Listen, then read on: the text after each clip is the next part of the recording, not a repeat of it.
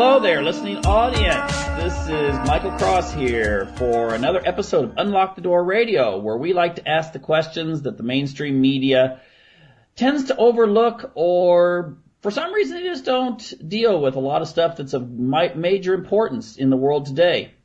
And one of those issues we're going to discuss tonight is going to be artificial intelligence and how it applies to weaponization. In other words, weaponized drones and robots and those kinds of things. And we have a very distinguished guest tonight. He's on the NGO titled the International Committee for Robot Arms Control. He is a noted science writer. He's editor for Artificial Intelligence Review and also editor-in-chief of Connection Science. And that's Noel Sharkey from Ireland. Hello, Noel. Hello, Mike. How are you today? Pretty good. Hopefully everything's going well for you, too. Yep, it's a lovely day here for once. Okay. Well, then, let's just kind of jump in here. Now, the issue... Well, let me just back up a little bit. My daughter and I were watching the original Terminator series the other day, and it was 1985. They had all of these flying drones and that sort of thing. And, back in 1985, you never even would imagine that there would be autonomous drones and so forth. It seems science fiction-y, but it's not really science fiction anymore, is it? Not really. I mean, we're not quite at the Terminator stage, though, because there was a time machine involved and that sort of stuff. But I saw that movie in 1985 as well, and I loved it. It was one of my favorite movies of all time, really. It was so good. And little did I know that, 10 or 15 years later, I was going to actually be working on the issue for Sirius. I saw it very clearly as fiction in those days. Robotics really wasn't up to that kind of level of working, and it still isn't, in fact. Okay, so it seems, though, that we're on the trail to getting there, though, aren't we? I mean, is this one of the reasons why you've become so active in, basically robot arms control? Well, I actually became active for a slightly different reason. I was at an interview in 2006. I was running a press conference on our government's take on robot ethics, which was to give robots housing benefits in 50 years' time, and it seemed ludicrous to me. So I was at this press conference, and one of the press asked me about military robots, and of course I knew nothing about them or military. And so that evening I went off to the internet to have a quick read, find out, what it was about, so that I could answer questions. Read took about 6 to 9 months. I was really shocked by what I read, because the plans that I was reading, I read all the roadmaps, thousands of pages of military roadmaps from the US, all talking about autonomous robot weapons. And it seemed to me that these guys were really living in a land of science fiction. They didn't really realize the limitations of the machines. Sure, you can build a big machine. It's not hard to build a big machine that will go out and kill people, but can it comply with international humanitarian law? That's the laws of war, Geneva Convention and all the treaties.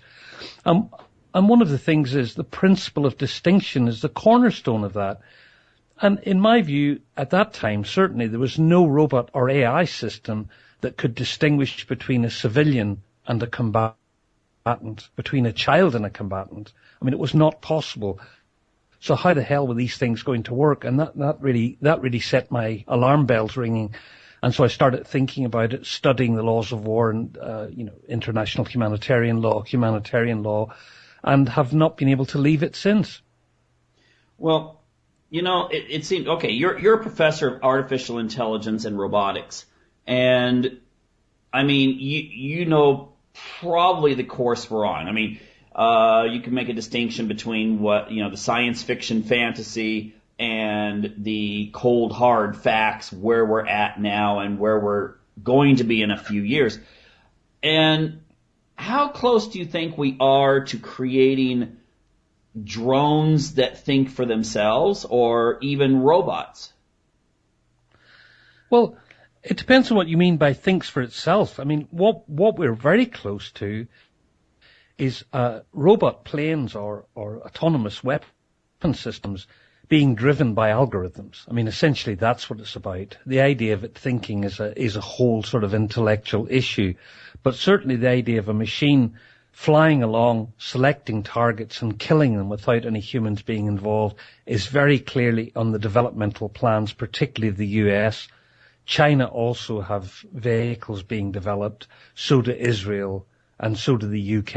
I mean, they've already got machines. There's the X-47B, okay, that's a sort of, it looks like something Batman would fly. It's a small unmanned fighter jet, completely autonomous. It's been tested taking off and landing on US aircraft carriers, and it can also be refueled in the air. Now, I don't know about artificial intelligence. It's a pretty dumb machine, but it can do a lot of things. It can land, take off, and fly. And the idea there is to have swarms of these things, because the problem for the US is they're outgunned in the Pacific. They know that. There was a Rand Corporation report that was quite clear that the US could not win a war in the Pacific. If every bullet they had, every missile they had hit targets, they would still be so outgunned. So one of the big ideas is you have swarms of autonomous vehicles that one person can send off from 1,000 miles away from aircraft carriers, and they can swarm in and do a lot of destruction. So that's the real fear. I mean, the super intelligent AI, or that kind of smart AI, I don't know. I mean, it's some way off in the future, I think. And in the meantime, you're going to have these really dumb algorithms automated to kill people, and that's the really scary bit that we're trying to deal with at the UN at the moment. Okay, so what you're talking about when you said the swarms, I don't know if you ever saw the movie Ender's Game. No, I haven't seen that one, strangely. Okay, well, it's, you just have these thousands and thousands and thousands of alien spaceship, and it's like a swarm. And is that kind of what the U.S. is looking for? Like if you go up against, I don't know, 100 Chinese fighters, then you would send up, 1,000 of these small drones that would attack those fighters?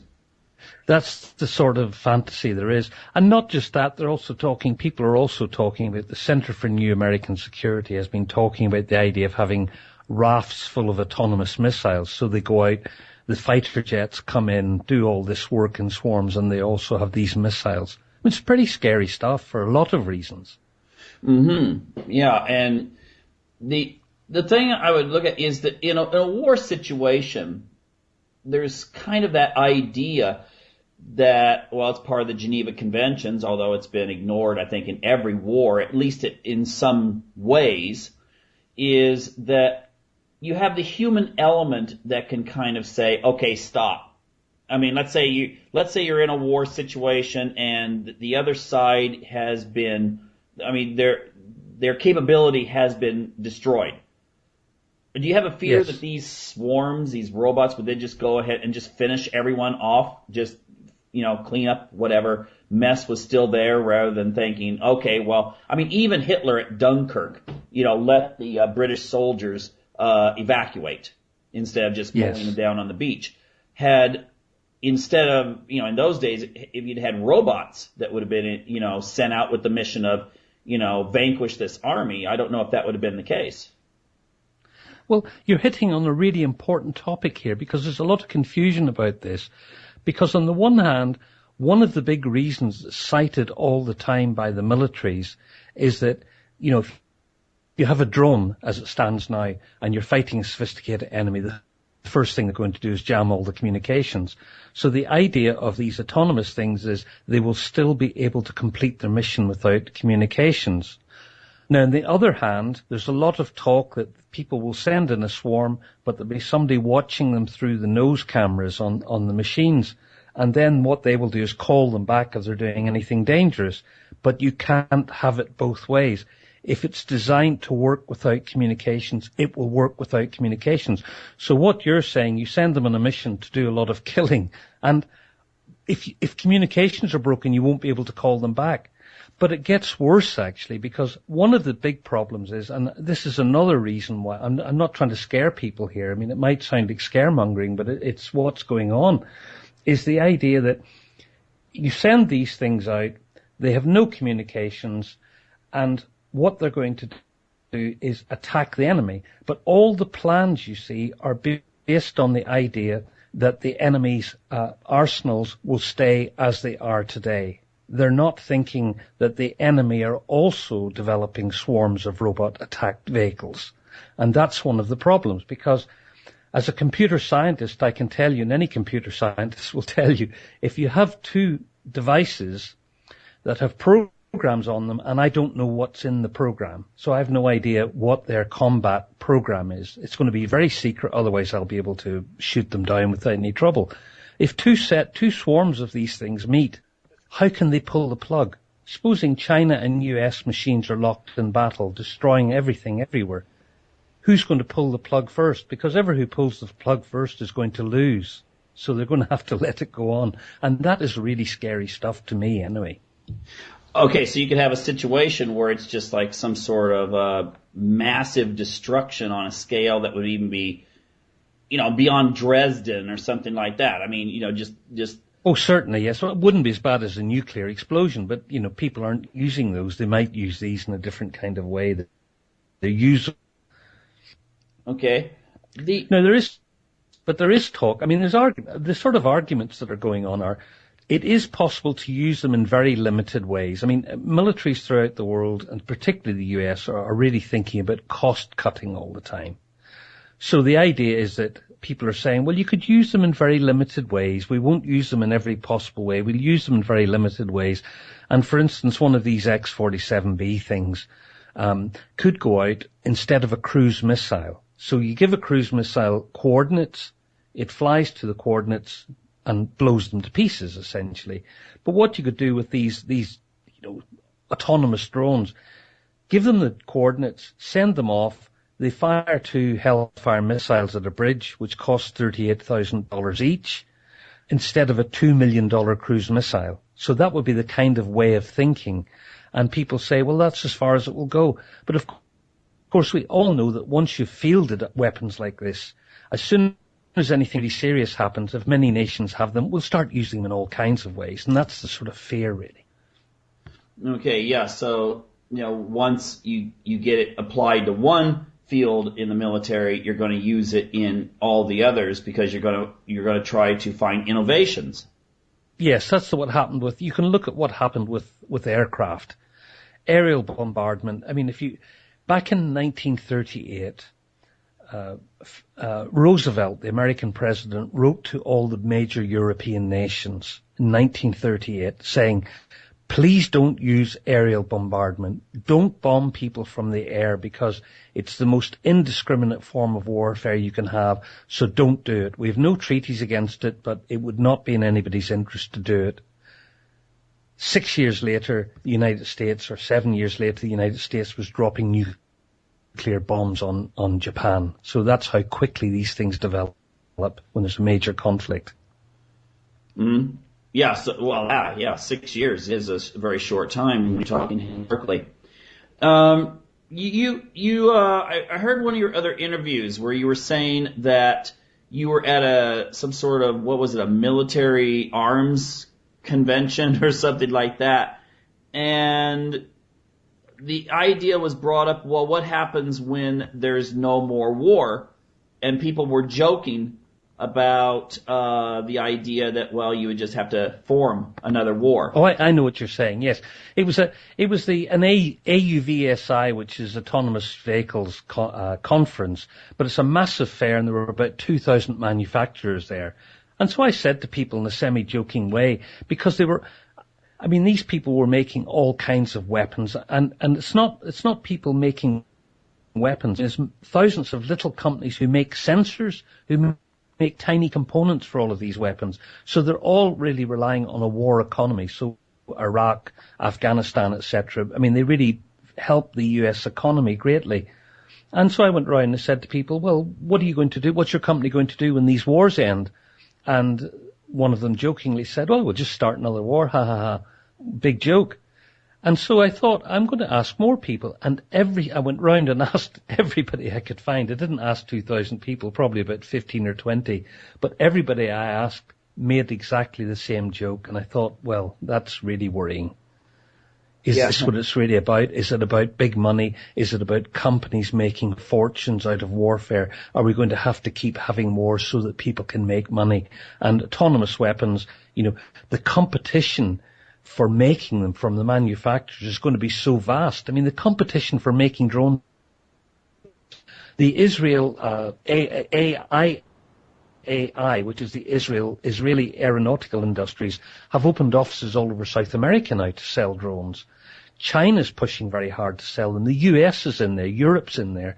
And what happens when everybody's trying to sell is they have to keep putting bells and whistles on to get ahead of the competition. And one of the great ways to get ahead of the competition is to offer more and more autonomy. At the moment, and people don't realize this, when someone's flying a drone, they're not flying it all the time. What they do is they set waypoints. So I will give it GPS coordinates. It will fly there. When it gets there, then I can start manipulating it and bringing it down and looking for targets. So there is a lot of autonomy in there already, and that's the direction that's being pushed. Mm-hmm. And also, let me just say, which we haven't said, is we've been talking about these flying machines, but it's not just flying machines.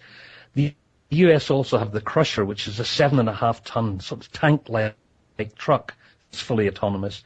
The DARPA, the Defense Advanced Project Research Agency, which is the research wing of the Pentagon, have been developing a lot of stuff. They're in phase 2 of an autonomous hunting submarine that just goes under the ocean looking for other submarines, and then it can sink them. They're already under the water, but you know what I mean, it can destroy them.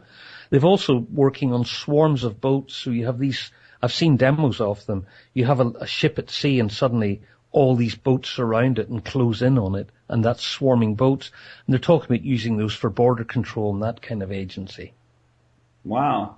So it's happening in all land, air, sea, and under the water, everywhere. Yeah, because that could change everything. I mean, the age of aircraft carriers would be pretty much gone, because then you'd be able just to, again, like a science fiction movie, just send in all these little ships that would pick at it until it's actually sunk.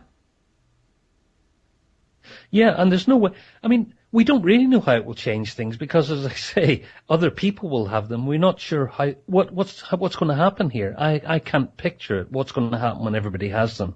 I mean, China and Russia are certainly in development as well, so, as well as other countries. And I know I've heard from secret sources that there are other countries who are developing them, but I can't say anything about that.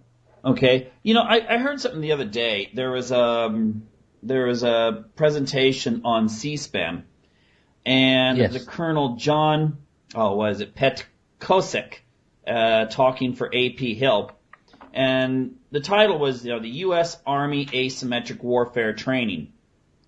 And the thing is that he said that was really interesting was that some of the stuff they like to do is use autonomous robots in role play situations. So soldiers, they dress them up, and then, are we beyond the point of the mobile toaster oven, which is a lot of the stuff you see on YouTube if you type in DARPA?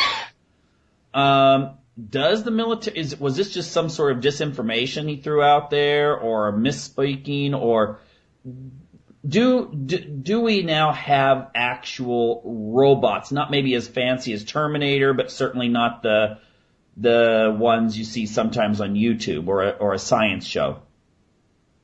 I'm not really sure what he meant. I mean, what you've got robots for testing kit that you put on a treadmill and will run so it can test if it makes sweat or, how it operates. So there's a lot of that going on. And there's the DARPA Grant Rescue Challenge, which they're trying to develop these humanoid robots, which are not very good at the moment at all. They keep falling over and stuff. I mean, they don't work very well. Google has bought most of the companies now, the good ones. But we're not really at that stage, except that since the very beginning, and you won't believe this, 1912 was the first drones. And they were called drones because what they do is they were remote control planes that the US used for target practice. So that's very similar. You send them up in the air, you fly them around, and people shoot at them. And they also had, at that time, remote control battleships. They didn't actually think of using them in warfare, but they were very good for target practice, if that's what you're thinking about. Mm-hmm. So you could have a humanoid robot that ran about with a suit on and got shot at, yes. Okay. Still a little bit more advanced than most people would realize, though. I mean, not Terminator, but something a little bit more advanced. Speaking of soldiers, though, Yes. I think you've commented on the idea that if you had an uprising in a country, that if you develop robots that will take on police military functions, that, well, for instance, we all remember the pictures from Tiananmen Square when the guy goes out in front of the tank. Most people, forget the fact that the tank driver was trying to avoid him. He was moving around, he was trying not to hit the protester. You remember that, right? Hello? Oh yeah, I think I lost you there for a second. I lost you completely. I didn't hear the question. Okay. So you better fire that again. Let me back up a little bit. At Tiananmen Square, when that famous scene with the protester in front of the tank, if you see the video, the tank driver is still human. I mean, he's trying to avoid the protester. He's trying to veer around him so he doesn't hit him. When you had military just after the collapse of the Soviet Union, and Yeltsin goes out and talks to the military and persuades them not to, take over the government, you had a human factor that is involved. It seems in the future, if you have autonomous or some sort of machine police or cops, they're not going to have that human factor, and they may just go ahead and do whatever they're being ordered to do at Central Command.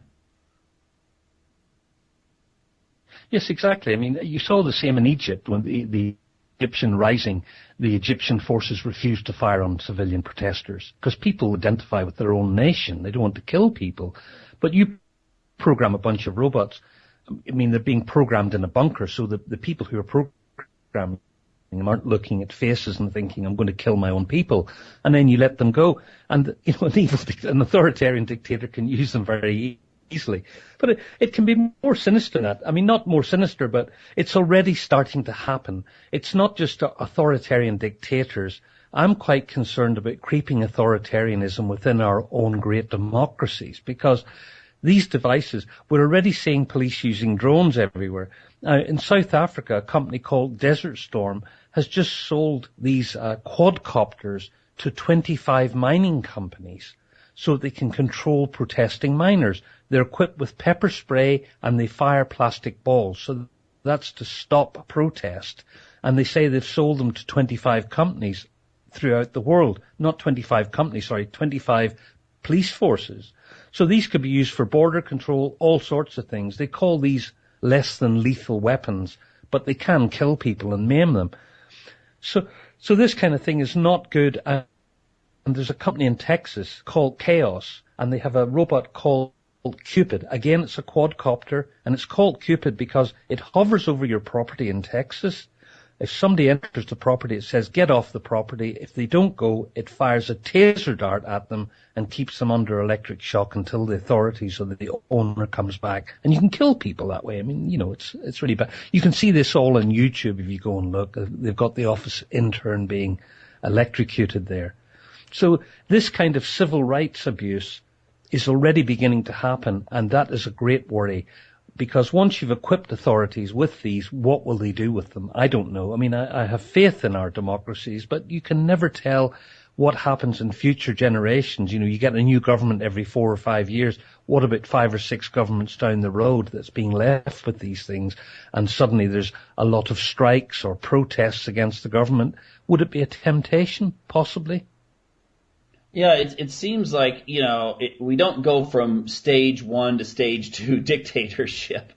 I mean, if you compare where we've gone just in the last 10 years, I mean, 10 years ago, if you'd have mentioned to people that their cell phones are being listened to by the NSA or British intelligence, they would have thought you were insane. Now it's just like, yes, yeah, exactly. I know they're listening, and people accept it. Yes. Yes, it seems to be quite acceptable. I mean, we're certainly doing it very heavily in the UK, and the government have made it very clear, in the new government, they're not going to stop it. They think this is a good thing. They don't think about how it can be abused, because laws are never specified really clearly enough, and that's one of the problems. But look, we're really trying hard to do something about this. It's not that this is just being left here and scaring people, because 2 years ago, I'm chairman of the International Committee for Robot Arms Control, and that was founded in 2009 with the simple mission of raising public awareness and getting international discussion among nations together. And we managed to get a lot of conversations going out there, talking to the military, writing a lot of articles. We're a group of academics, but we didn't manage to really get international discussion going. And then eventually, a group of NGOs came to us, Human Rights Watch primarily, and said, look, this sounds very interesting. Come and talk to us. So I went and gave a lecture to a bunch of NGOs who were celebrating the banning of anti-personnel landmines. And so a group of 9 of us at that point, and a bunch of Nobel laureates Initiative, Human Rights Watch, Article 36, Landmine Action Canada, International Committee for Robot Arms Control, Pugwash, another Nobel laureate-winning NGO, got together and started the campaign to stop killer robots that was launched from the UK Parliament in April 2013. Now, 6 months later, with these guys on board, we were going to the UN now. We were lobbying people at the UN, talking to delegations, talking to ambassadors, and we managed to convince them to take this issue to this Convention for Certain Conventional Weapons. That's the CCW at the UN in Geneva. And that convention has the ability, what they're charged with, is to prohibit certain weapons that cause unnecessary suffering. So it took them 5 years to get them to listen about landmines, but it took us 6 months to get them to discuss it. They raised it. We talked about it. A lot of nations hadn't heard about this stuff and were really shocked. And the result was that we got an expert meeting in April 2014. I opened that with the debate. So we had that expert meeting then. They meet twice a year. So they meet in November again. They discuss all the issues and what are we going to do about this. And they decided they needed another expert meeting. So we just had one again this May, and they will meet in November to decide how to move forward. Now, at this point, about 7 nations have said we want an absolute ban.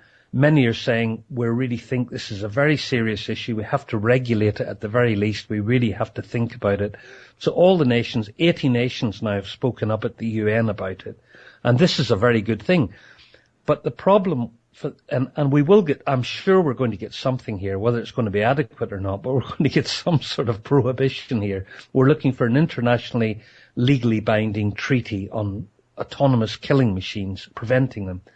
But the problem here is that the CCW only deals with warfare and conflict. So even if we made it completely illegal to use in warfare, we wouldn't have stopped it being illegal for police to use. And tear gas is a good example of that. Tear gas is completely prohibited in warfare, but yet the police can use it.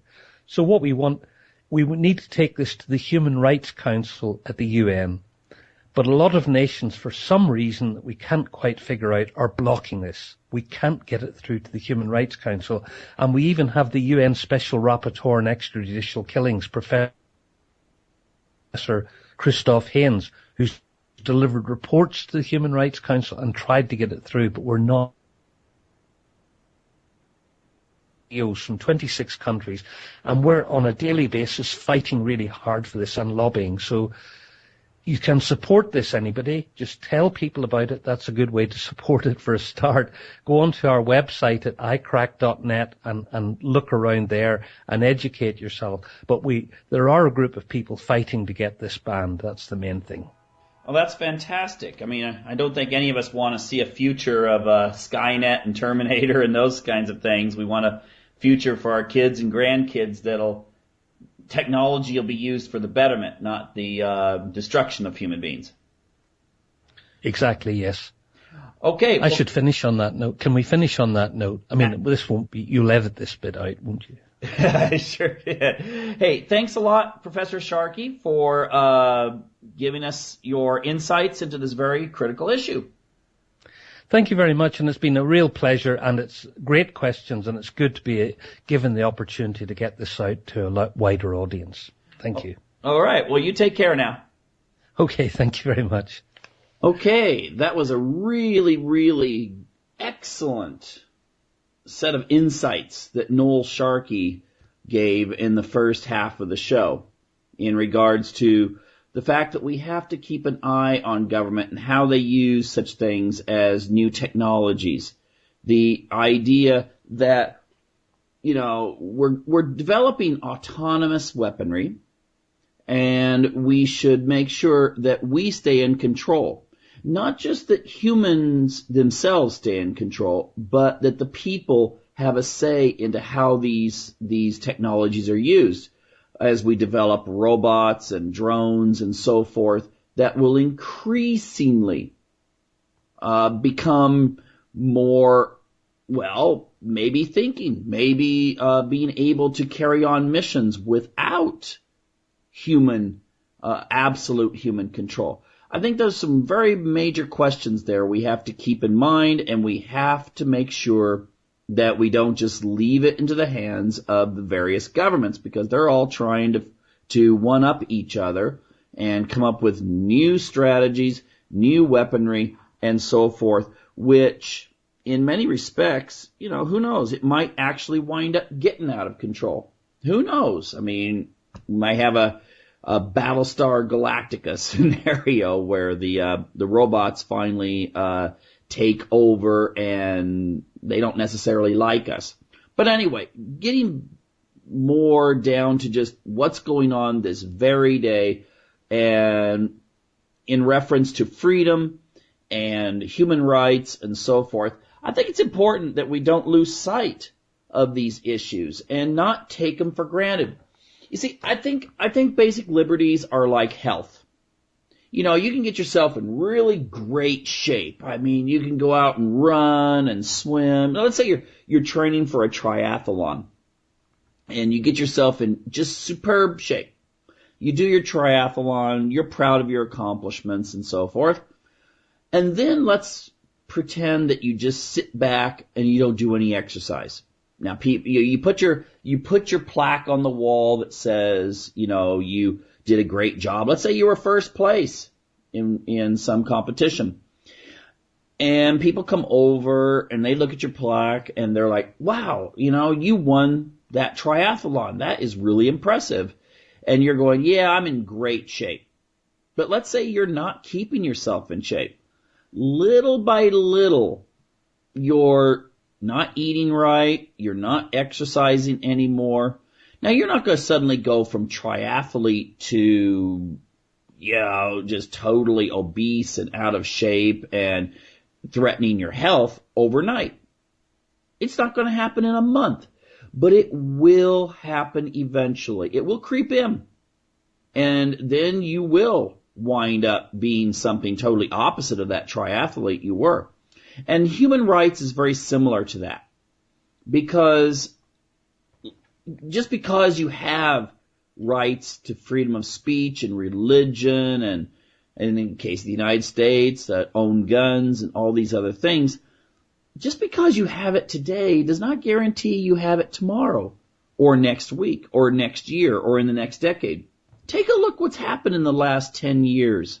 Or better yet, go back to 2001. So, you got about 12, 13 years there. Take a look at the way people see human rights. Take a look at the way we are basically just being indoctrinated into something totally different than what the United States was. We have, for instance, we go to the airport. Now, I'm not saying that they've never had airport security and that they don't have airport security in other countries. But we have like the TSA there, and there's all kinds of issues in regards to the way that they search people and, if that's right or not.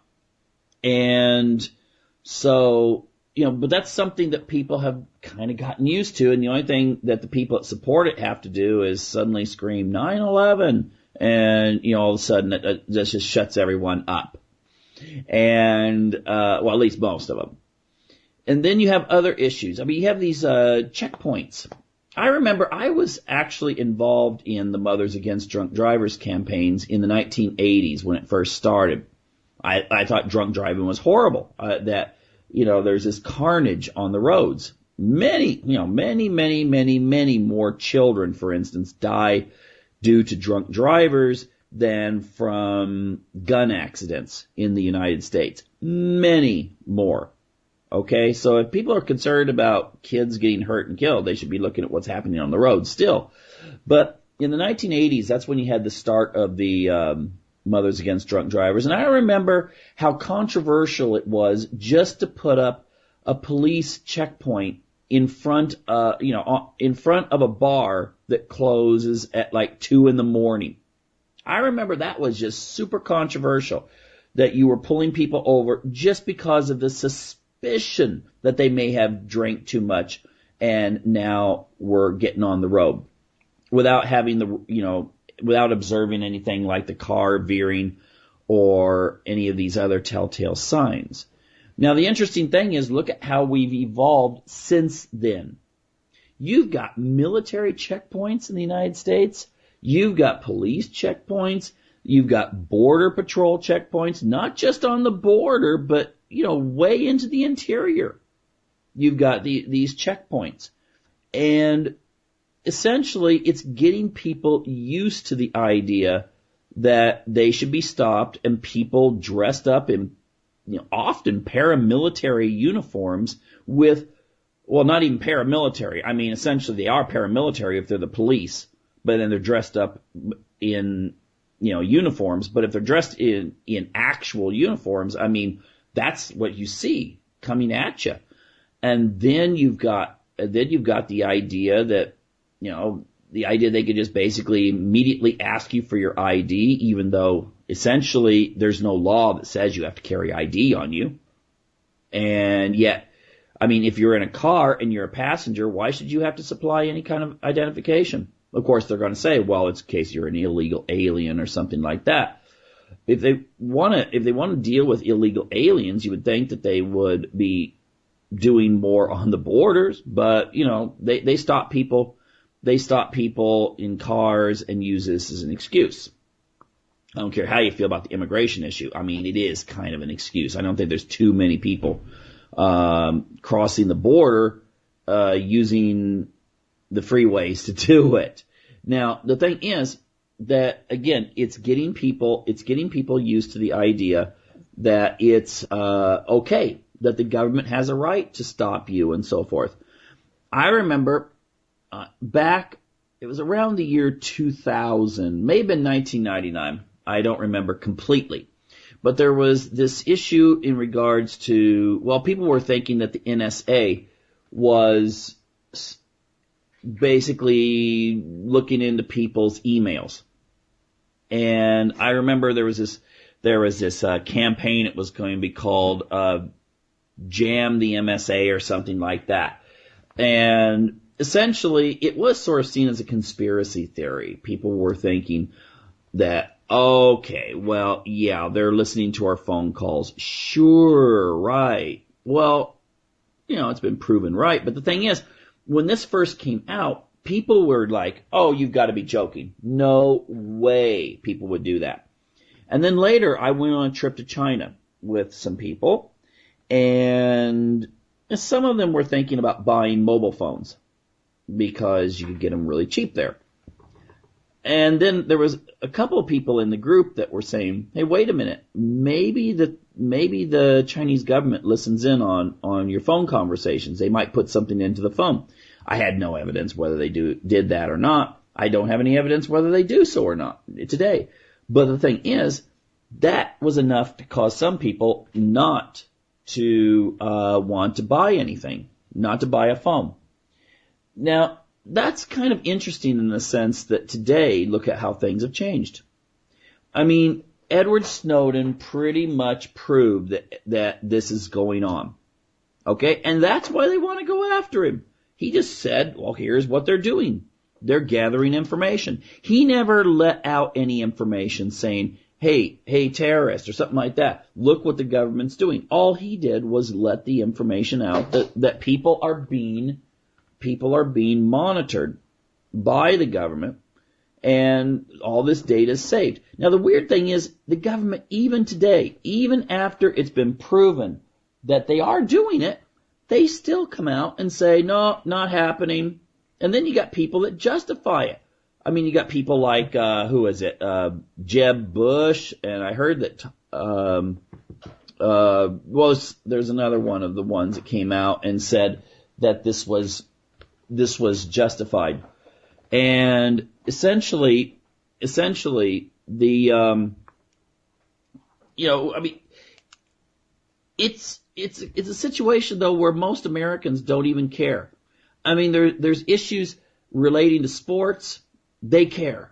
There's issues related to celebrities, they care. Or at least they're told to care. Maybe that's what it is. Maybe the corporate media is trying to get them to care about these issues and focus their attention on other things. Because really it is true. What you see on the front page of a newspaper, for instance, is what you feel is the most important. If you find that it's on page 27 of section D in the newspaper, for those of you who still use newspapers, then you feel like it's probably not a major issue. Or if you see something reported in, let's say, the Washington Times or the Washington Post or the New York Times, it's probably going to be seen as more important than if it's reported in a local newspaper or an alternative newspaper. That's just the way people see it in reference to how they interpret these kinds of things.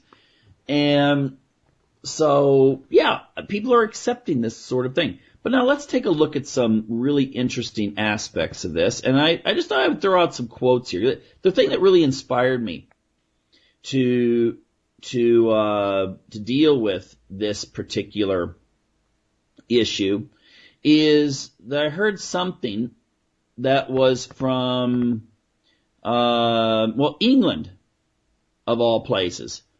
And there's a quote here. It was in the Independent, the UK Independent, and it's David Cameron. He just won election. I'm not going to go into that. He didn't get a majority of votes. So the next time people from England might say something, if you encounter one about the way our electoral college in the United States operates, then you could easily ask them about how the system elected David Cameron in the last election with something like 37% of the vote. So anyway, Cameron was quoted, and it's gone around the internet a little bit. For too long, we have been a passively tolerant society, saying to our citizens, as long as you obey the law, we will leave you alone. Let me repeat that for you. Okay, it's right here. For too long, we have been a passively tolerant society, saying to our citizens, as long as you obey the law, we will leave you alone. Now, that should scare people, the idea that you're kind of saying, oh, wait a minute, maybe there's been just a little bit too much freedom. Now, I'm going to contrast that and with someone who had some beefs with the way the British government was set up about 220 or 30 years ago, and that was Thomas Jefferson, where he stated that eternal vigilance is the price of liberty. He had a whole bunch of excellent quotes about freedom and liberty. I would really, really encourage people to look those up. Just type in Thomas Jefferson, freedom and liberty. But there was another individual, Benjamin Franklin, the one I often quote on this show, question authority. He said it. That in fact he said that it was the right and duty of a patriot to question authority. And he said something else here that's a little bit, a little bit more addressing David Cameron. And that was, any society that will give up a little liberty to gain a little security will deserve neither, and they will lose both. Okay, what does he mean by that? And what does Jefferson mean about eternal vigilance? You see, the problem I think you have when it comes to government is that essentially essentially, you put people in government or any institution, and you're trying to figure out what you can do that's different, or how to get the job done that you're given. And so essentially, no matter what you do, I don't care if you're on the student government of a high school, okay? The thing is that if you just go in saying, well, I just want to keep the status quo, let's just keep things are running okay, let's just keep them running okay. People are going to look at you like, well, why are you here? I mean, there's an assumption built in to government at all levels that you have to do something. You need to change something. You need to pass some laws. You need to institute something, or else you're not doing your job. Well, in kind of don't you think that's actually kind of saying, well, wait a minute, your role is to change what might already be pretty good?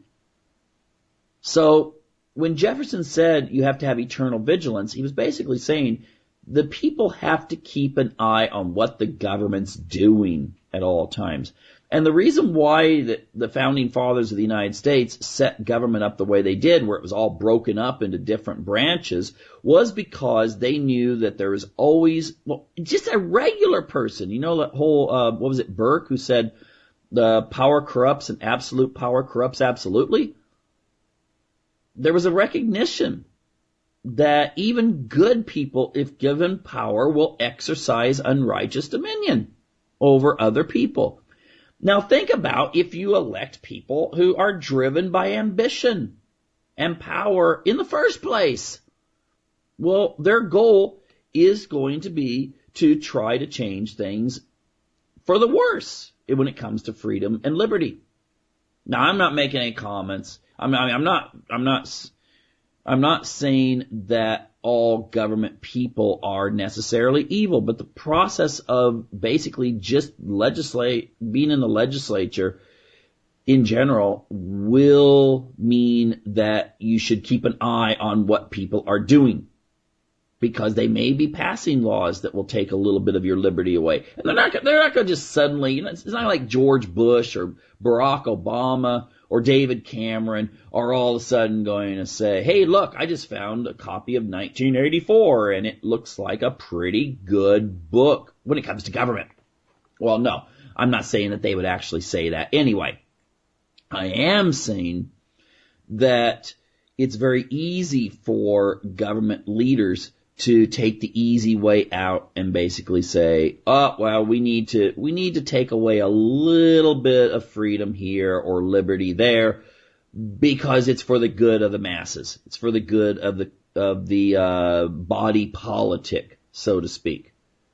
But the thing is, then, that's just like our triathlete who, skips exercise and eats a little too much after the big win. He or she is going to finally reach a stage where they may as well never have been in the triathlon because they'll be totally out of shape. It won't happen overnight, but it will happen eventually. And that's why Jefferson said you can't just passively sit by. Even John, I don't have the quote in front of me, but John F. Kennedy said that the weakest link in a chain, in reference to democracy, is the most uninformed person, because they can still vote. Now, the thing is, I'm not saying that there's an IQ scale when it comes to being uninformed. Now, there's some pretty smart people out there that really don't take the time to look up things, but there's also a lot of people out there who really just, they trust their government. And that's not a good idea. That is really not going to be something that is going to benefit people in the long run. And so oh yeah, sorry about that. I got interrupted by a phone call there in the middle of taping this. But anyway, the thing that we have to look at is that, Well, I'm going to quote something from Thomas Paine here before I go on. I lost kind of train of thought. Those who expect to reap the blessings of freedom must, like men, undergo the fatigue of supporting it. So yes, to keep a democracy, to keep freedom, you need to exercise your freedoms. You need to exercise your rights, and you need to expect them, or else each generation will have a little bit less, and they will expect a little bit less. And the thing is that we take a look at what I said before. You know, you have checkpoints for everything now. You have people, you know that you're being listened to. And then people just share really, really personal information on Facebook and so forth. And so I think we're actually developing a system in which eventually we're going to wind up looking like what was the name of that Christian Bale movie? Equilibrium. Okay? I mean, when I first saw Equilibrium, I was thinking, whoa, that's a really dystopian movie. And then now I keep thinking about when they have the crowds there and they've got the police dressed up in those black riot gear uniforms, and you've got those blimps that are flying over and monitoring people. You know, nowadays we kind of live in that. We're kind of getting into that kind of weird thing about accepting armored trucks going down the street. This is the United States, of course. You wouldn't see this so much in Europe yet. But the thing is that in the United States, you know, people are getting used to the idea that their police department might own an attack helicopter. Their police department might own automatic weapons. I'm not talking about, you know, the kind that people go out and hunt with and stuff like that, or go target practicing or whatever. I'm talking about the kind that people use in Iraq and Afghanistan. And, you know, police departments being given those by the military. And all of these other gadgets that, you know, what's a police department need in a small town need with a tank? That just does not seem like something that you would need. Now, lastly, I would like to zero in on a quote from John Adams. But a constitutional government, once changed from freedom, can never be restored. Liberty once lost is lost forever. Do you know, right now, you know, you've got some of the Republicans running for office who are basically saying, oh wait, we can't do anything with our Patriot Act. We can't scrap that. So anyway, again, got cut off by incoming call there. The thing is that once you give up on freedom, once you hand something over, just like with the Patriot Act, just like with NSA snooping, it would be, it would be really, really difficult to then pull it back. Not because it's the wrong thing to do, but it's just like when you have these legislatures in which the legislator wants to look really tough on drugs, so, you know, they come up with some sort of 3 strikes, you're out, you know, so essentially, you know, you wind up with people that get caught with marijuana and they're serving these horrendous jail sentences for it because, you know, you want to pass laws that make it look like you're getting tough. And the same has now happened in regards to national security, quote unquote. And so there are some of the candidates for president right now are saying we need to scale back things. Rubio, Bush, you know, Clinton. I don't think you're going to get much of a change in the way the system is if any of those guys get elected. And that's kind of sad. And some of the others, I mean, you know, Rand Paul, he's promised to change it. But the thing is that, again, even if you did get Rand Paul in, you'd still have the Congress and the Senate that's still trying to look tough, both the Democrats and Republicans, and I'm not sure whether you could really get rid of it. So, anyway, the thing is, watch out when you hear people say, well, maybe we need to kind of scale back on this freedom. Because once it is lost, just like going back to our triathlete, suddenly our triathlete realizes, oh my gosh, my blood pressure's up, my heart rate's up, my cholesterol's up, I better exercise. He or she's not going to gain that triathlete body back overnight. It's going to take a long and grueling process to get there.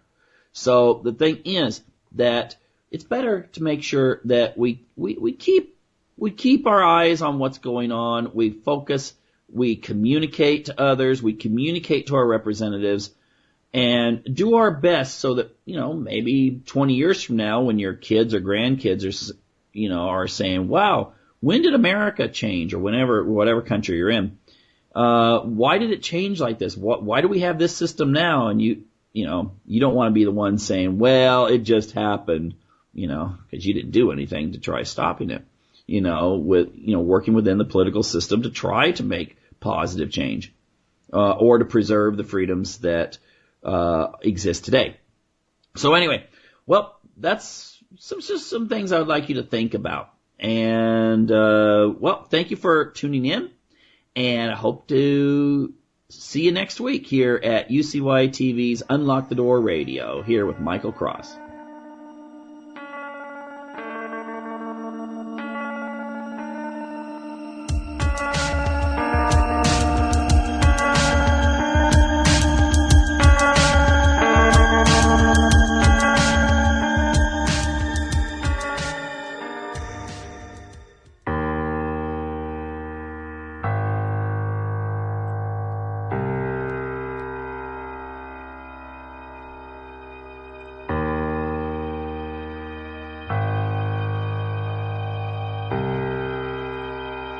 You may not realize it, but artificial intelligence is all around us. We rely on smart machines to scan our checks at ATMs, to navigate us on road trips, and much more. The field of artificial intelligence is pushing new boundaries. Ari Srinivasan has the first in a series of stories about it and the concerns over where it may lead. Elon Musk, founder and CEO of Tesla Motors and SpaceX, is not exactly a Luddite bent on stopping the advance of technology. But he says AI poses a potential threat more dangerous than nuclear weapons. I think we should be very careful about artificial intelligence. If I were to guess at what our biggest existential threat is, it's probably that. And with artificial intelligence, we are summoning the demon. Musk recently donated $10 million to the Future of Life Institute, which is focused on keeping AI research beneficial to humanity. Add his voice to a list of bright minds like physicist Stephen Hawking, Microsoft founder Bill Gates, and several leaders in the field of artificial intelligence. Among them, Stuart Russell, who heads the AI lab at the University of California, Berkeley. What concerns you about how artificial intelligence is already being used or will be used shortly? In the near term, the biggest problem is the development of autonomous weapons. Everyone knows about drones. Drones are remotely piloted. They're not robots in a real sense. So there's a person looking through the camera that's on the aircraft and deciding when to fire. An autonomous weapon would do all of that itself. So it chooses where to go, it decides what the target is, and it decides when to fire. He's concerned about weapons like the British Taranis. It's featured in this promotional video by BAE Systems, a former NewsHour underwriter. The Taranis is currently operated remotely by humans, but this drone is outfitted with artificial intelligence and will be capable of operating fully autonomously. Russell testified to the United Nations, which is considering a ban on such weapons that can target and kill humans without requiring a person to pull the trigger. I think there's a fundamental moral issue about whether it's right for a machine to decide to kill a person. It's bad enough that people are deciding to kill people, but at least they have perhaps some moral argument.